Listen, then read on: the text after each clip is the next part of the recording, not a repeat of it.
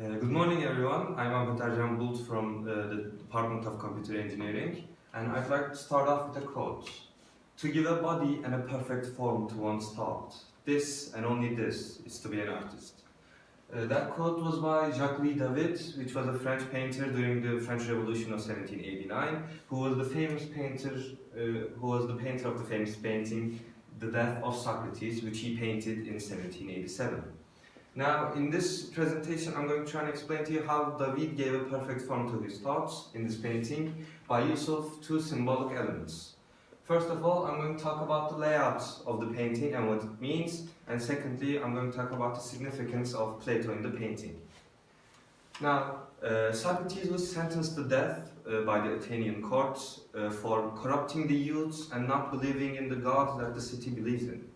Now, according to Plato's work Crito, Socrates could have escaped this death and gone into exile, but he chose not to for the purpose of giving one final lesson. That's why David painted the scene just as Socrates is about to reach for the poison. Now, that lesson was the death was not to be meant to feared by the philosopher, but to be embraced by a culmination of the soul. Now, just as he is about to reach for the poison, you can see that the face of Socrates is determined and courageous while explaining to his followers the immortality of the soul, not even fazed by the death that he's about to experience. Now, David idealizes Socrates in this painting because Socrates would have been 70 at the time of his death, and he would have been less muscular and much less beautiful. The light is pouring on to Socrates, almost reflecting to the whole room from his body. The colors are faded at the sides, becoming more vivid at the center, with the executioner in red and Socrates in white. Now, for David, Socrates is a symbol of strength over passion, a symbol of stoic commitment to an abstract ideal in the face of death. That was the ethical message David was trying to give to the French people just 2 years before the French Revolution. Now, the principal Socrates is depicted with angular geometry, and the ones ruled by passion are curved and weak. The background is flat and bare with no details, putting all the attention to the foreground where the action can be read from right to left.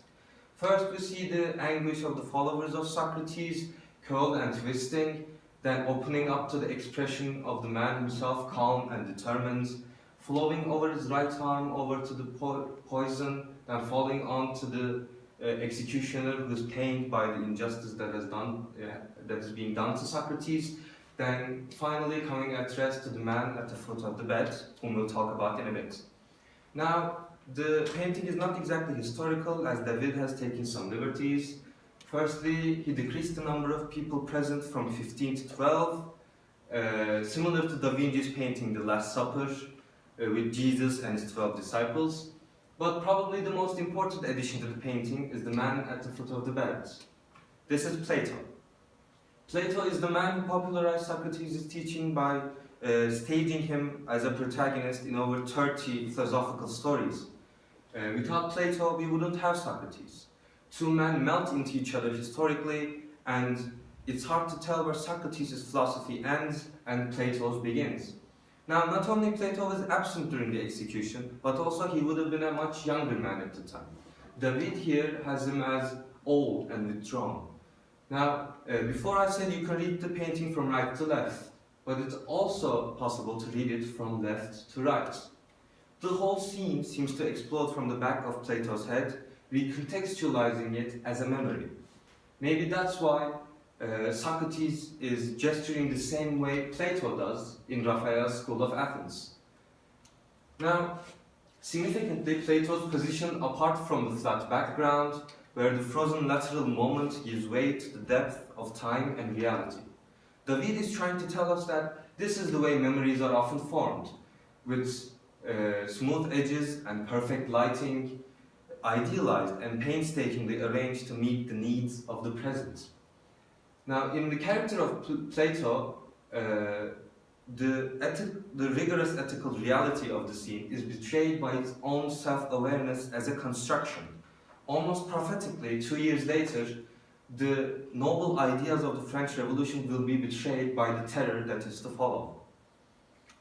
Now, to conclude, David may seem severe and blunt with his messages in this painting, but so much is going on in the Death of Socrates. An interplay between historical, political, personal, and aesthetic elements rendered in beautifully, subtly, but forcefully. To put another way, it's a work of genius. Thanks to everyone for listening. Here are my references for the ones interested, and visual references.